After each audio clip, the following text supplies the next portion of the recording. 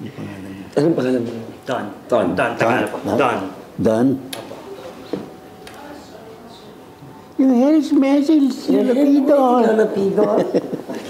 Okay, Tito Don, so kung masasabi niyo dun sa yung libro na lalabas, yung bagong libro niya po, ano po yung, kumbaga, what can people expect from sa libro na ito pag binasa nila? Well, doon sa libro na yun, parang nangungumpisal na ako doon, you know. All my faults and yung mga maraming ginawa ko sa buhay na mali, na kinorek ko naman. Parang humihingi na rin ako ng dispensa doon sa mga nagkaroon ako ng pagkakamali sa kanila. At yun naman nagkamali sa akin, pinatawad ko na rin naman. Ang kano yung obstacle ng buhay na narating ko na nawa ng Diyos nalampasan ko at nagkaroon ako ng pangalan, nagkaroon ako ng mission na in spite of everything, kinakailangan magpasaya ako ng tao. Siguro yun ang naging mission ko sa buhay. So, yung sa libro, ganun ang makikita nyo. At pati may message naman. May message yung mga hindi tamang gawin at saka yung mga, well, ika nga, pati doon sa libro, masasabi ko nga ako unang overseas worker dahil I was about only 20, 21 years old and nag-Hong Kong na ako. I was working in Hong Kong as a dancer, as an entertainer. And then uwi lang ako ng 10 days, balik na naman ako sa Hong Kong for about a year or two, no? And then later on, nagpunta kami ng Japan naman, 6 months for 3 years. So I can say that I was the first Japayuki. Ako una kasi kami ni Bayani. Well, ano doon, pati yung pagpakikihatung ko sa tao, pakikisama ko sa tao. Nandun lahat, saka yung kanya sinasabi ko, hindi ko ito narating mag-isa. Dahil una sa lahat, nandun ang Panginoon Diyos para, you know, and of course, lahat ng sumuporta sa akin, pinagkakautakan ng loob sa business, and especially yung mga taghanga ko na nagmamahal sa akin. Up to now, next year, I will be 65 years in this business. 65 years in show business na ako. Next year, in a few days na lamang. 2009. So, ano po kasi, di ba, syempre, medyo mahaba talaga yung career nyo.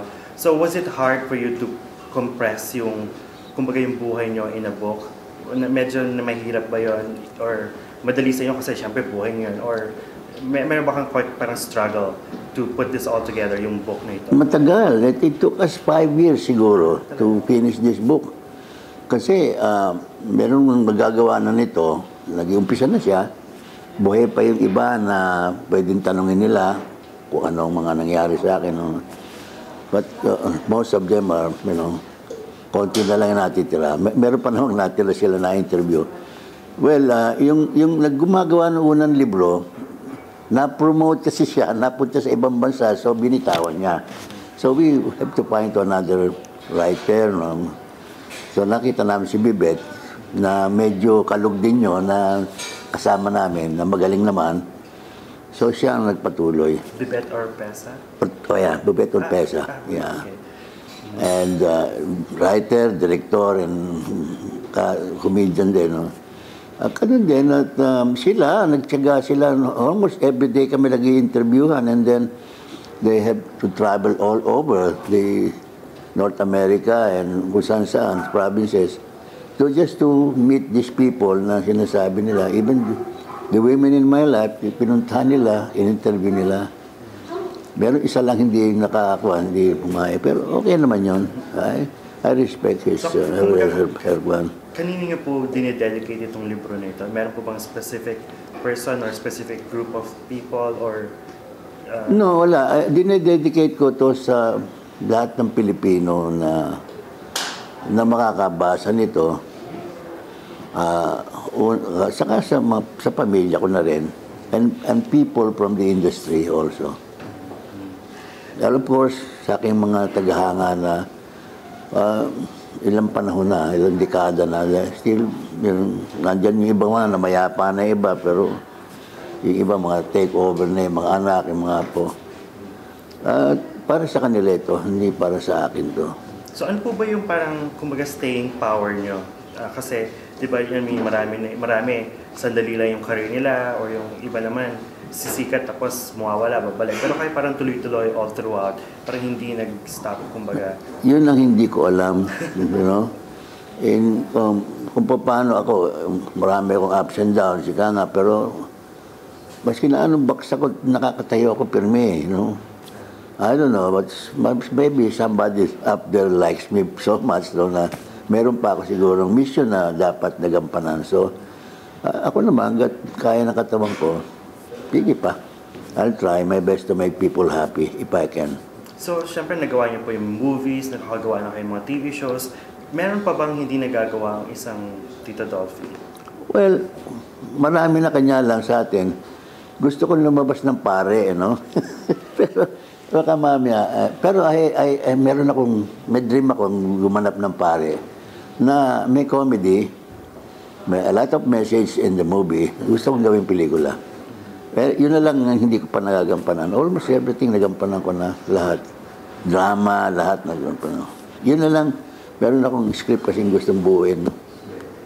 So, nung finally natapos po yung libro, ano po yung naramdaman nyo na finally, yung paghihirap nyo ng 5 years natapos din, tapos nabuo nyo yung libro, how did you feel about that? Well, parang kang nabunutan ng bareta sa dibdib, you know, na naka-stack doon sa puso. Ang luwag, no? Isang malaking relief sa buhay namin, no? Kasi, isipin mo, lalo sila Eric, ang pinagdaanan nila dyan, no? They have to go to some countries pa. Kung isipin mo, sa Pilipinas, punta ka na Amerika, pupunta ka. Kung saan nila yung naghihilap yung mga tao para ma-interview. Yung iba, email na lang. Hindi na pwede ma-interview dahil alam mo na, kasi yung iba naman ay tahimik na ang buhay. Sabi ko, huwag na nating gumalain. At tahimik na huwag na nating makaroon pa ng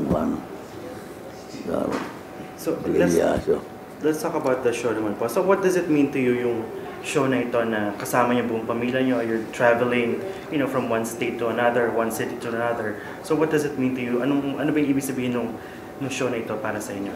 Well, malaking bagay sa una sa lahat, nagbabanding kami ng mga anak ko kasi bihira na kaming magkita-kita na ko. Kung isang nagdi-dinner date lang kami or kung meron mga occasion, kikita-kita. But this time, for 2 months na kami magkasama-sama, at the same time working, at the same time plugging the book.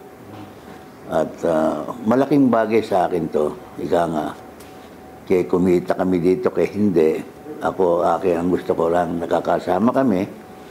At masaya naman ang aming show. Masaya naman at nagugustuhan naman ng tao. Modesty aside, gusto naman nila, masaya. At meron din konting message. At ako hindi ko makakalimutan to kasi, in my winter of my life, so I have to be with my kids na ang laki ng pagkukulang ko sa kanila kasi nung I was working, hindi normal ang buhay ko eh.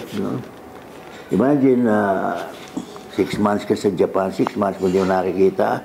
I could just imagine kung ang problema ng mga overseas worker, di ba? Ganun ang naranasan ko noon.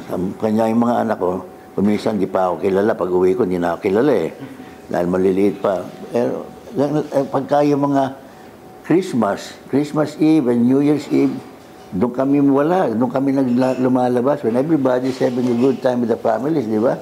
Kami naman, nagpe-perform pa din. Yun ang mga kulang ko sa pamilya ko nung araw. So, ngayon, kaya kong kunin, kaya pinupulpil ko naman yung para makasama ko sila. So, sa show na po ito, what can the fans expect? Ano po yung mapapanood nila this Saturday? Saturday po, di ba? Saturday, yeah. Well, I'm definitely very sure na we will give them laughter, In spite of the recession over global na, makapagbigay ka man makapagdulot ka man ng saya. Kasi isang malaking bagay na sa akin yun. Dobling saya mararamdaman ko kung makapagpapasaya ka ng tao. Yun lang ang hangad namin. Makapagbigyan ng saya. At the same time, plugging the book. At the same time, kasama ko yung anak ko, masaya ako, kasama ko sila. And yung libro, gusto nilang makita kung ano ang nangyayari sa buhay ng isang artista. Makikita nila doon. Meron din DVD na mapapanood nila. Yung mga in-interview, mga artistang kasama ko sa hanap buhay. So, saan po ba nila makukuha yung libro na ito? I mean, dito sa US, saan available siya? Ngayon doon sa mga nagpo-produce ng show dito, nandun doon sa kanila yung mga, meron mga libro so iniwan si Eric. Well, si Eric talagang ang brain nitong lakad nito lahat, pati libro and everything. Of course po, syempre kayo King of Comedy. Sa tingin po ba meron parang magmamana nung inyong pagiging King of Comedy? Well, ang sabi ko nga sa kanila, yung narating ko, siguro hindi pangkaraniwan to, hindi ibang klase yung narating ko talaga Kumbaga sa kon marami nang naging artista, yung akin parang pambihira. So, huwag niyo i-expect na mangyari sa inyo. Pero I pray to God na sana maging ganun din kayo. At kung maaari, lakpasan pa niyo ako. I want them to be in, magagandang katayuan sa buhay. And finally po, do you have any other message po sa mga fans nyo? Hindi lang sa Chicago, of course, pero sa buong United States, all over the world actually, kasi buong mundo nung pinapalabas yung TFC. Well, ang sabi ko nga, basta tayong mga Pilipino, sabi ko nga, despite na mayroong recession dito sa Amerika, sa buong mundo, saka ako sa Pilipinas, matagal nang may recession. Pero tayong mga Pilipino, matitiyaga tayo. Matiisin at saka sanay sa hirap. Kanya, alam ko, kaya natin to. Basta huwag lang nyo kalilimutan, maski saan kayo nandun, lupalop ng mundo, huwag nyo kalilimutan, sa puso't kaluluwa nyo, Pilipino tayo. And I love you. Okay. May tanong lang po ako kasi karamihan sa may maraming artista po sa Pilipinas na pumapasok sa politika pero kayo po never yung naisip yun na politika, no, it's not my cup of tea. Sabi ko nga, naging joke pa nga. Sabi ko, ayoko, natatakot ako. Ba't ka matatakot? Sigurado ka naman mananalo. Doon ako natatakot. Baka manalo ako, sabi ko. Well, sabi ko, bigyan na natin doon sa iba. Sabi ko, yung mas nataas ang pinag-aralan, kumuha ng talagang parang ekonomiya, ng abogado ko naman. Mas naintindihan nila yung ako. Tama na itong sa aking show business, pagpapasaya ako ng tao, that's good enough for me. Kung dadagdag ako niya, ayoko niyan, dahil magkakaroon ako ng kaaway ako. Diyan kasi, pag nandiyan ka na, meron ka mga kaibigan dyan, na mamaya ipapasukan ka ng mga illegal na transaksyon, hindi ko pwede tanggapin yung mga ganon. Pag hindi mo tinanggap, kaaway mo na yon. So, I'd rather not go to politics. Dirty na yung artista, mas dirty pa yung politics. Okay. Thank you so much. Okay. You're welcome.